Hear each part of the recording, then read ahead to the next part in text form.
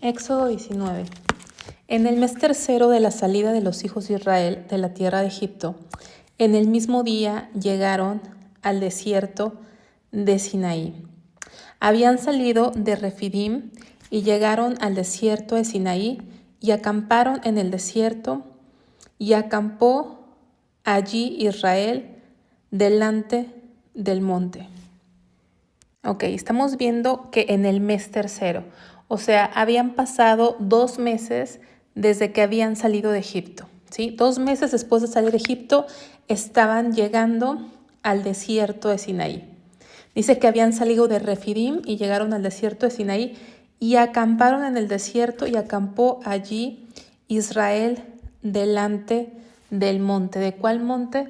Del monte Oreb, del monte Sinaí. Si recuerdan, este monte fue donde se le apareció esa teofanía, esa presencia de Dios, ese ángel de Jehová en una zarza ardiendo a Moisés antes de ir a Egipto como enviado de Dios a liberar al pueblo. Ahí tuvo un encuentro con Dios, no sé si se acuerdan, donde le dijo que se quitara los zapatos, ¿no? Haciéndonos entender que la presencia de Dios es santa, y sobre todo el llamado que Dios hace es a vivir en santidad, y todavía el llamado que Dios hace a los que sirven, a los que tienen un llamamiento a un servicio a Dios, pues todavía es una demanda de completo apartarse, de santidad total, de despojarnos de todo aquello que es terrenal para dedicarnos a Él. Y ahí Dios se le reveló, ¿no? Porque un líder, alguien que ha sido llamado por Dios, tiene que tener revelación divina, tiene que tener la revelación de parte de Dios. Si él no la tiene, pues el pueblo perece, sin visión el pueblo perece. Y ahora estamos viendo que Dios los estaba llevando al lugar al que ya había llevado primero a Moisés. Ya había estado ahí Moisés, y ahora Dios lo estaba llevando o usando para llevar al pueblo a ese mismo lugar. Dice, y Moisés subió a Dios, y Jehová lo llamó desde el monte, diciendo, así dirás a la casa de Jacob y anunciarás a los hijos de Israel. No, cuando Dios te llama al monte, en el monte tienes otra visión que no tienes abajo del monte. Y Dios nos llama como a ese monte, ¿no? A ese lugar de oración, ese lugar de comunión, donde estás a solas con Dios. Y no es fácil llegar ahí, porque subir un monte no es fácil, implica esfuerzo, implica tiempo. Y eso es la oración, como subir ese monte. Cuesta, pero vas avanzando hasta que subes ese monte, y ahí Dios te da leyes, ahí Dios se revela, ahí Dios te da instrucción. ¿Y cuánto nos hace falta ir a ese monte de oración? ¿No? Porque si no, tenemos religión de ir los domingos, congregarnos, ¿no? Volvemos a ritos, pero Dios nos llamó a comunión con Él. Y dice, vosotros visteis lo que hice a los egipcios, y cómo os tomé sobre alas de águilas y os he traído a mí. Estos son de los versículos más significativos y más bonitos, más reveladores de la palabra de Dios, porque está diciendo, vosotros visteis lo que hice a los egipcios y cómo os tomé sobre alas de águilas y os he traído a mí.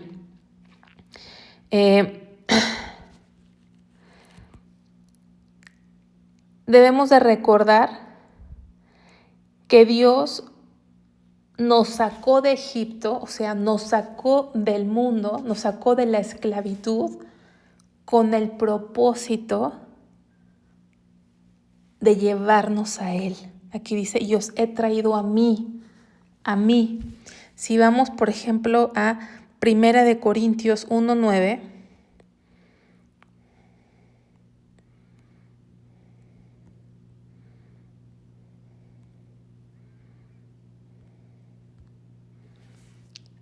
dice, fiel es Dios, por el cual fuisteis llamados a la comunión con su Hijo Jesucristo. Entonces fuimos llamados a la comunión con su Hijo Jesucristo. Os saqué de Egipto sobre alas de águila y los he traído a mí. Vamos a Primera de Pedro 3:18.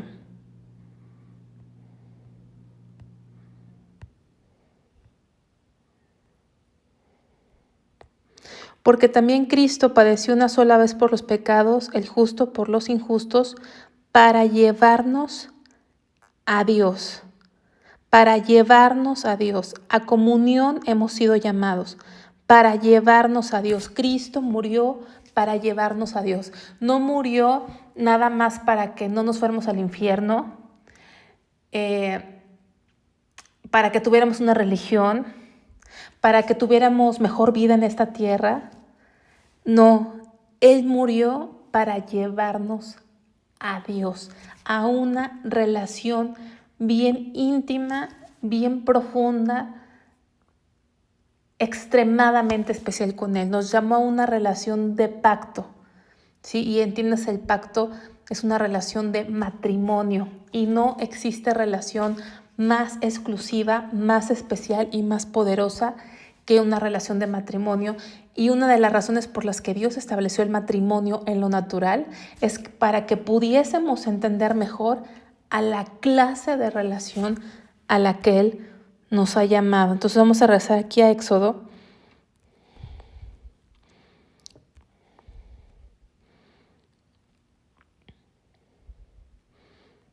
19. Y dice, lo repito, y vosotros visteis lo que hice a los egipcios y cómo os tomé sobre alas de águilas y los he traído a mí. Para eso nos sacó Dios, para llevarnos a Él. Es tan importante eso. Y dice, como os tomé sobre alas de águilas. Qué metáfora, porque el águila es veloz. O sea, ellos estaban siendo oprimidos por los egipcios, pero vino Dios en su rescate como águila. O sea, a alta velocidad, con alta precisión, con un propósito determinado. Voy a rescatar a mi pueblo, lo voy a sacar y lo voy a llevar a mí. Dice, sobre alas de águila, dice, sobre alas de águila. Lo que entiendo es que muchas aves llevan a sus crías con sus garras, pero el águila no, es una excepción. El águila las lleva van encima de sus alas, no las lleva con sus garras, sino encima de ellas, de tal manera que si algún cazador quiere lastimar a los aguiluchos, tendrían que atravesar al águila misma, tendrían que pasar por ella antes de lastimar a uno de esos aguiluchos. Entonces es una metáfora preciosa de amor total de Dios, de amor total, un amor paternal y maternal al mismo tiempo, un amor de yo pongo mi vida por ti, antes me pasa a mí algo que a ti, una total protección y cuidado de parte de Dios. Y vemos más esta metáfora en Deuteronomio 32:11.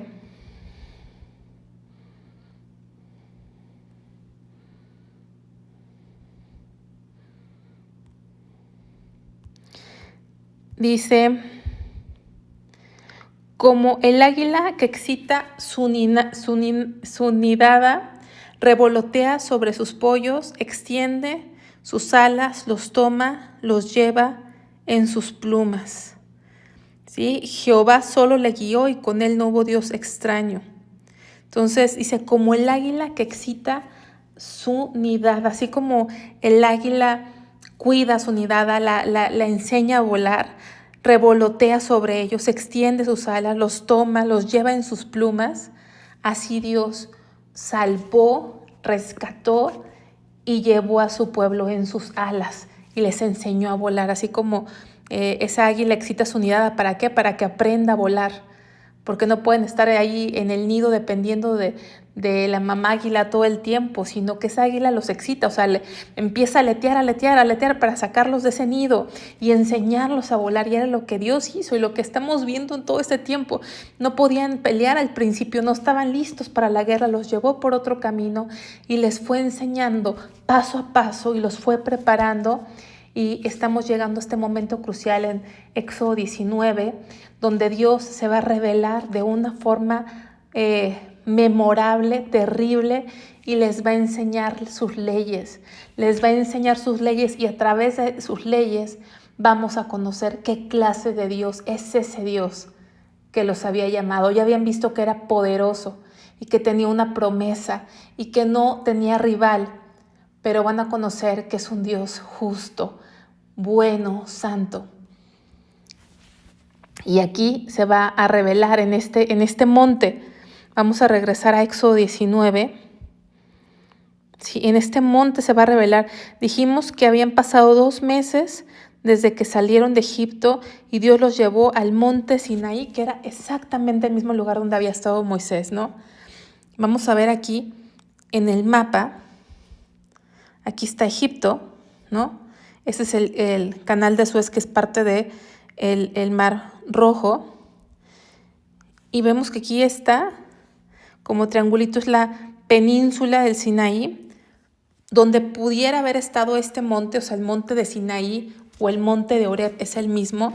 Sin embargo, pues no se sabe exactamente si ese monte está aquí, en esta península del Sinaí que une África con Asia, o está en alguna parte de Arabia, porque sabemos que en Arabia, por toda esta zona, se movían los madianitas. Y de acuerdo a Éxodo 2:15, Éxodo 3:1 y Éxodo 3:12, este monte estaba en la región de Madián. En Gálatas 4:25, Pablo escribe como que el monte Sinaí estaba en Arabia. Entonces, bueno, no se sabe a ciencia cierta, pero no es importante. Lo que es importante es que era el monte de Dios. Era el monte en donde Dios escogió. Ese monte era como un gran púlpito. O sea, el Dios del universo no escogió un palacio hecho de manos de hombres, no escogió un lugar lujoso. Escogió un monte en medio de la nada para descender en ese monte y darse a conocer a su pueblo. En nuestra relación con Dios, el escenario no es tan importante. Hoy en las iglesias se ha vuelto importante y no es crítica, pero eso es lo menos importante. El escenario no es lo menos importante. Lo importante es quién preside esa reunión. Eso es lo importante. Un Dios temible, un Dios santo, un Dios justo y un Dios que quiere darse a conocer a su pueblo. Y Él escogió el monte Sinaí y vamos a ver que a partir de ahora el pueblo de Dios va a estar estacionado alrededor de 1 año en este monte, en este lugar, alrededor de 1 año. Vamos a pasar lo que queda del libro de Éxodo, todo el libro de Levítico y los primeros capítulos del libro de Números. Vamos a estar estacionados en este escenario, en este monte, en medio de la nada, en medio del desierto. En este lugar la presencia de Dios se va a manifestar. Y vamos a estar aquí un buen rato.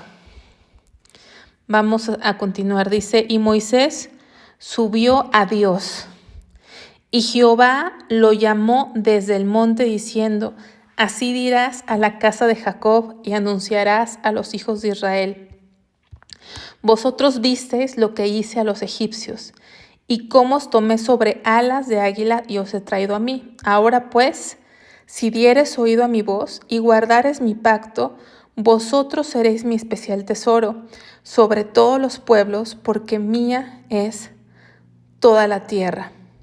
Entonces aquí está diciéndoles Dios, si escuchas mi voz, está haciendo como un pacto con ellos, ¿no? Les está prometiendo algo, pero condicionado. Dice, porque aquí está una condición, si dieres oído a mi voz y guardares mi pacto, entonces, hay una condición, entonces vosotros seréis mi especial tesoro sobre todos los pueblos, porque mía es toda la tierra. O sea, yo los escogí a ustedes, Los escogí para ser mi pueblo especial y si ustedes me obedecen, entonces yo los voy a tomar como mi especial tesoro de entre todos los pueblos. Y dice, y vosotros me seréis un reino de sacerdotes y gente santa. Estas son las palabras que dirás a los hijos de Israel. Aquí vemos esta palabra, me seréis un reino de sacerdotes. Creo que muchos podemos traer en nuestra mente una idea abstracta o errónea de qué es un sacerdote, sobre todo aquellos que vivimos en países que siguen la religión que le llamamos la tradicional, la religión romana, católica romana. Vemos un sacerdocio, que hay sacerdotes, pero ese servicio de sacerdocio no tiene ningún sustento bíblico. Absolutamente no existe la forma en que se visten, la forma en que presiden, las reglas que siguen, absolutamente no tiene ninguna base bíblica. Entonces, olvidémonos un poquito de eso y aprendamos en la palabra qué es un sacerdocio. Lo vamos a ir descubriendo, pero lo que puedo decir en este momento es que un sacerdote, su función es ser mediador. O sea, los sacerdotes Dios los estableció como una forma de referenciar a Cristo, al único mediador entre Dios y los hombres. Recordemos, y he repetido muchas veces, que la Biblia está lleno de tipos, o sea, tipos, referencias que nos ilustran a Cristo, cosas que literalmente pasaron, que son históricas, que realmente sucedieron, pero Dios hizo que sucedieran para enseñarnos quién es Dios, para apuntarnos hacia Cristo como ese gran mediador entre Dios y los hombres. Entonces, esta nación de Israel, Dios quería que fueran sacerdotes. O sea, mediar es represento al pueblo delante de Dios y viceversa, represento a Dios delante del pueblo. Dios quería que esta nación representara, ejerciera un sacerdocio para todas las naciones, para todo el resto de las naciones. Por eso arriba dice, porque mía es toda la tierra. Pero Dios escogió a Israel para a través de ellos darse a conocer a todas las naciones. Pero lamentablemente Israel nunca cumplió ese llamado de Dios. Ejercieron el sacerdocio pero para ellos mismos, siguiendo la ley, pero nunca pudieron ser esos representantes de todas las naciones. Pero ese fue su llamado, ¿no? Aquí lo estamos viendo. ¿Qué quería Dios de este pueblo de Israel? Dice, entonces vino Moisés y llamó a los ancianos del pueblo y expuso en presencia de ellos todas las palabras que Jehová le había mandado. O sea, primero le habló a los ancianos, a los que estaban como con un cargo, con un liderazgo, les explicó todas las cosas. Y todo el pueblo respondió a una y dijeron, todo lo que Jehová ha dicho haremos. Y Moisés refirió Jehová las palabras del pueblo. Ahora, el pueblo, aquí aparentemente vemos que el pueblo todavía no entendía en qué se estaba metiendo, ¿sí? Dijeron, sí, lo que sea, lo vamos a hacer. Todo lo que Dios me diga, lo va a hacer. Lo vamos a hacer. A veces es fácil decir, sí, lo que tú me digas, Dios, ¿no? Como Pedro, mi vida pondré por ti, voy a morir por ti. Y la verdad es que no hemos entendido, muchas veces no entendemos el costo. Y así le pasó a este pueblo. Se les hizo sencillo, pero después de esto vamos a ver todas las veces que desobedecieron, que fueron muchas veces que desobedecieron. Pero aquí en la emoción dijeron que sí, pensaron que era sencillo, o más bien quizá, fíjense, no se habían percatado, no estaban conscientes que tenían una naturaleza caída, que tenían una naturaleza pecaminosa, que tenían una naturaleza, o sea, su personalidad estaba inclinada al mal, y eso es lo mismo que nuestra naturaleza. A partir del pecado, a partir de que Adán pecó contra Dios en Génesis 3, todo se trastocó. A partir de ese momento, nacemos todos los que nacemos en este planeta con una naturaleza que tiende al mal. Por eso nadie necesita enseñarte a decir mentiras para que digas mentiras. Nadie necesita enseñarte a hacer berrinche para que hagas berrinches. ¿Por qué? Porque lo tenemos en nuestros genes espirituales. Tenemos una naturaleza que tiende al mal y ellos no lo habían entendido todavía.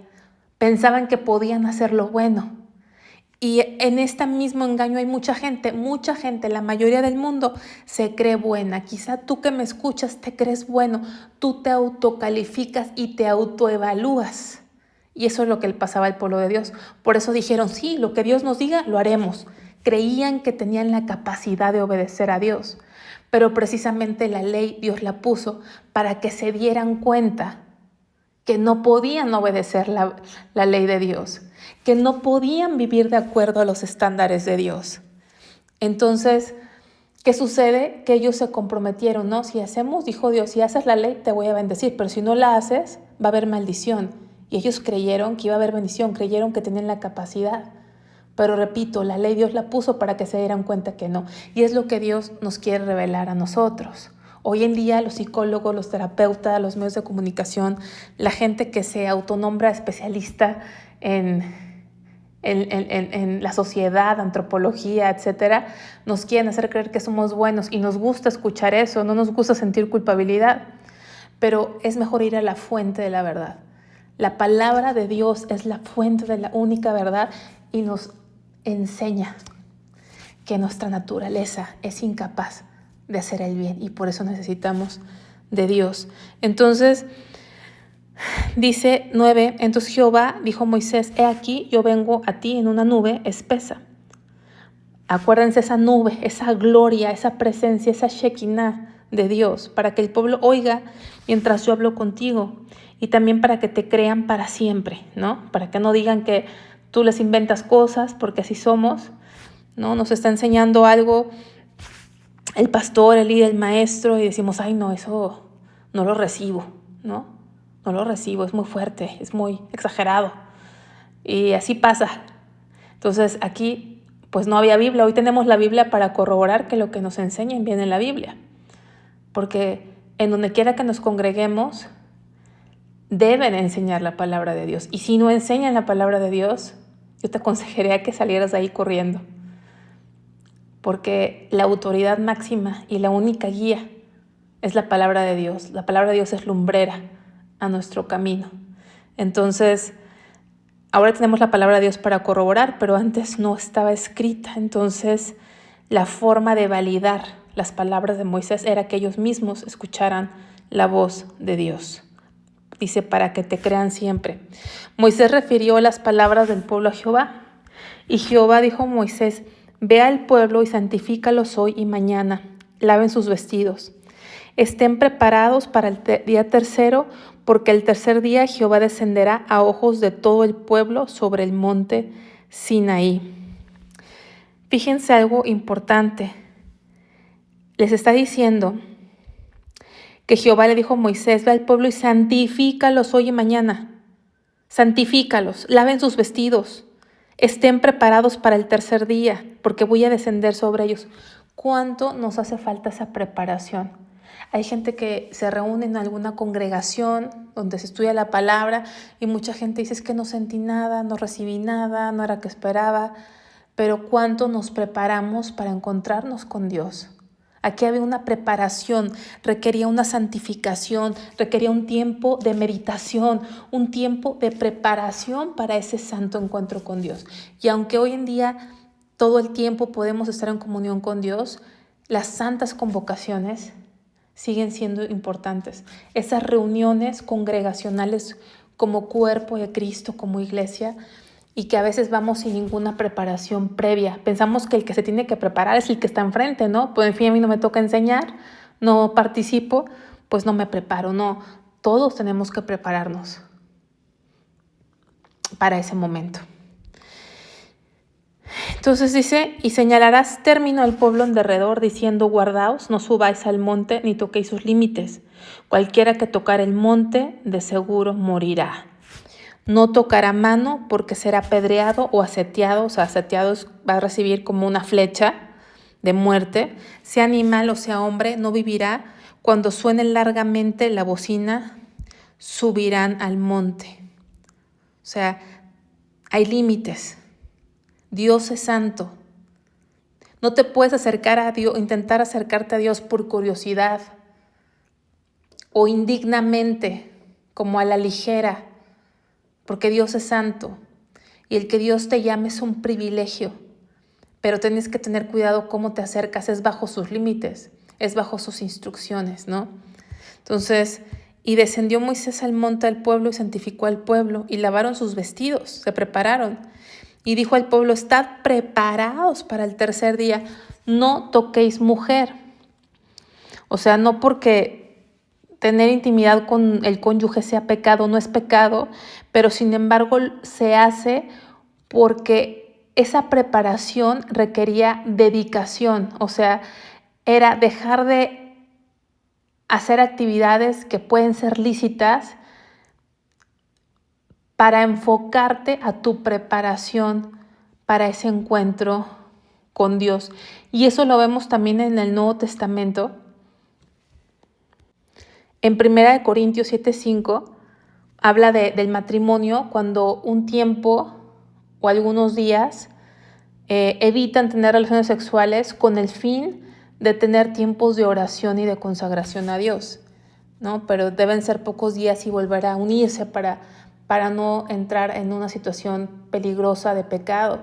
Pero Dios nos llama, que eso es parte del ayuno. El ayuno es abstenerte de alimento y tu cuerpo necesita alimentarse y es placentero. Pero ayunas no para torcerle el brazo a Dios, sino como una forma de preparación, de consagración, de decir, tengo una gran necesidad de Dios, tengo una gran necesidad de enfocarme a Dios, que voy a dejar de comer, pero ¿para qué? No para ver la tele o para dormirme, sino para tener un tiempo con Dios. Entonces, hay una preparación. Entonces dice aquí, aconteció que al tercer día, cuando vino la mañana, vinieron truenos y relámpagos y espesa nube. O sea, esa nube, esa Shekinah la vamos a ver, ¿no? El fuego y la nube, el fuego y la nube, la columna de fuego, la columna de nube, la zarza ardiente, ¿no? Y en esta montaña había truenos, había relámpagos, estaba la nube, estaba un sonido de bocina muy fuerte y se estremeció todo el pueblo que estaba en el campamento. Imagínense ese escenario, era terrorífico, o sea, ese volumen de alarma de que algo está sucediendo y todo moviéndose y truenos y relámpagos y el monte humeando.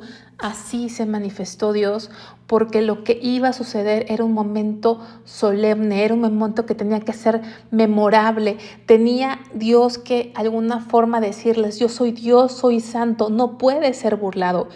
Dios no puede ser burlado. No puede ser burlado. Es como aquel padre que quiere ser amigo de su hijo y su hijo se equivoca y lo empieza a tratar como cualquier persona y el padre tiene que decirle, espérame, antes que tu amigo soy tu padre, ¿no? Entonces Dios es misericordioso, pero sigue siendo Dios, un Dios temible, un Dios santo.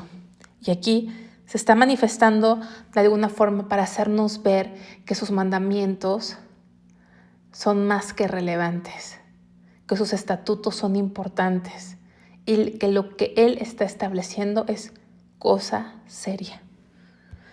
Dice, y Moisés sacó del campamento el pueblo para recibir a Dios y se detuvieron al pie del monte. O sea, lo sacó para recibir a Dios y todos estaban ahí. Imagínense esas 2 millones de personas. Dice, todo el monte Sinaí humeaba todo el monte, porque Jehová había descendido sobre él en fuego.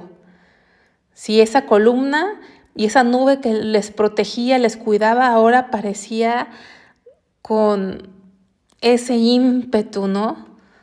Que provocaba terror. Y el humo subía como el humo de un horno.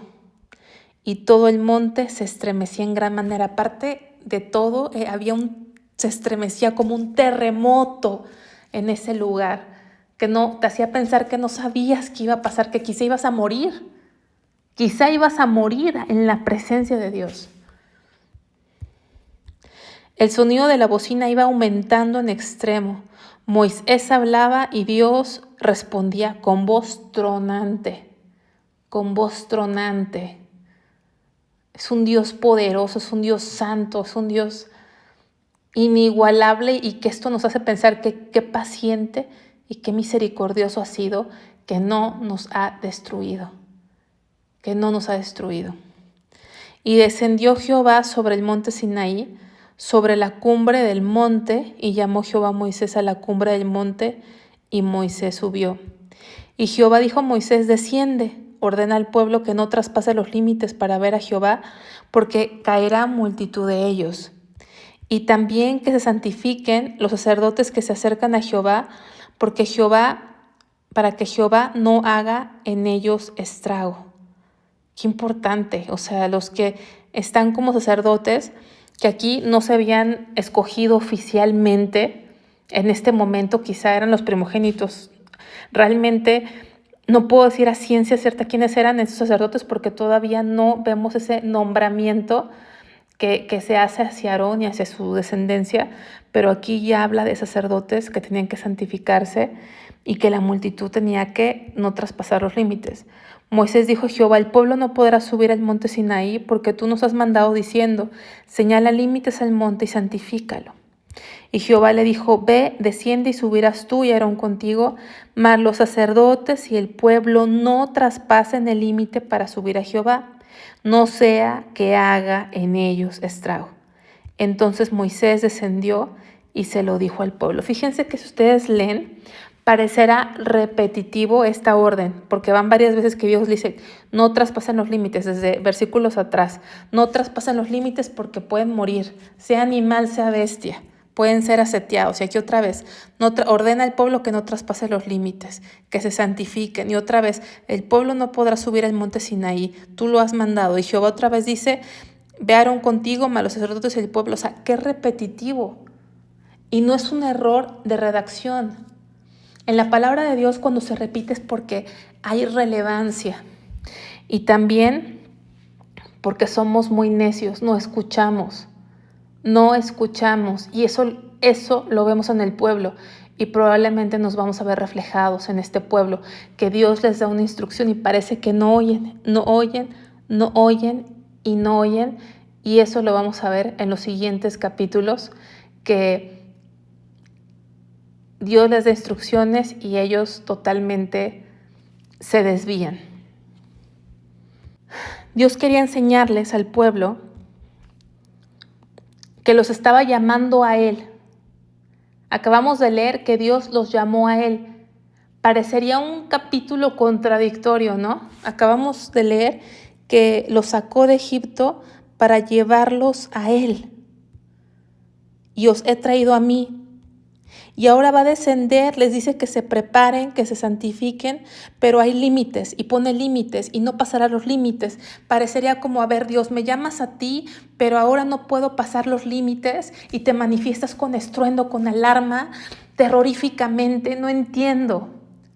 Y Dios quería hacerles saber que Él es santo y que nuestro pecado nos limita a tener comunión con un Dios santo en nuestra condición pecaminosa. Aunque muchos nos creemos buenos, ante los ojos de Dios, lo que la Biblia nos revela es que somos pecadores y que estamos destituidos de la gloria de Dios, y que nuestro pecado es lo que nos separa de Dios. Vamos a Isaías 59, 2.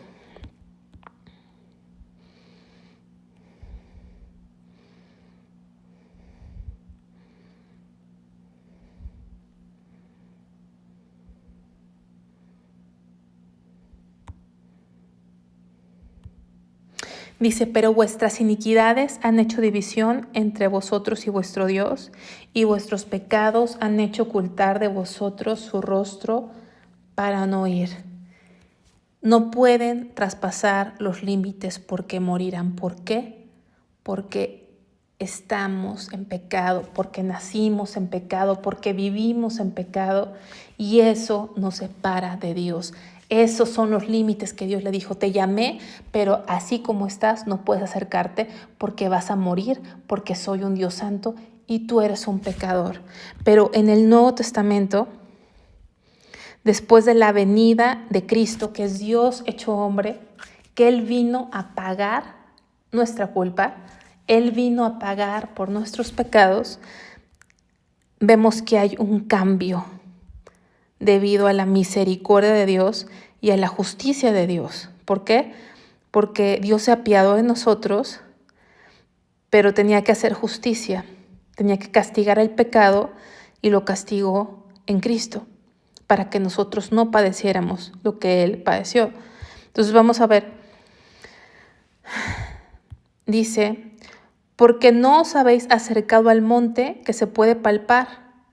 ¿A qué se está refiriendo? Fíjense, Hebreos en el Nuevo Testamento.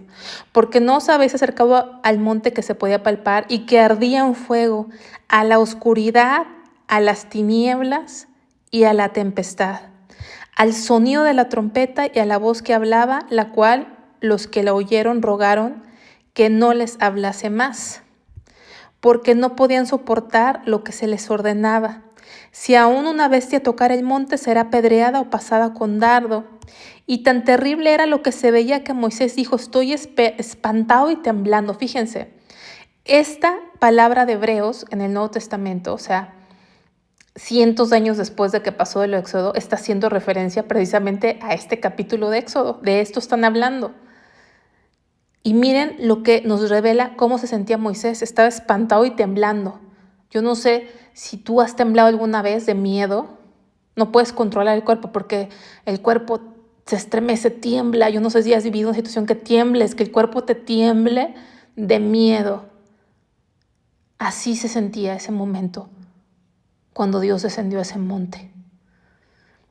Dice, sino que os habéis acercado al monte de Sión, a la ciudad del Dios vivo, Jerusalén la celestial, a la compañía de muchos millares de ángeles, a la congregación de los primogénitos que están inscritos en los cielos, a Dios, el juez de todos, a los espíritus de los justos, hechos perfectos, a Jesús, el mediador con mayúscula del nuevo pacto, y a la sangre rociada que habla mejor que la de Abel.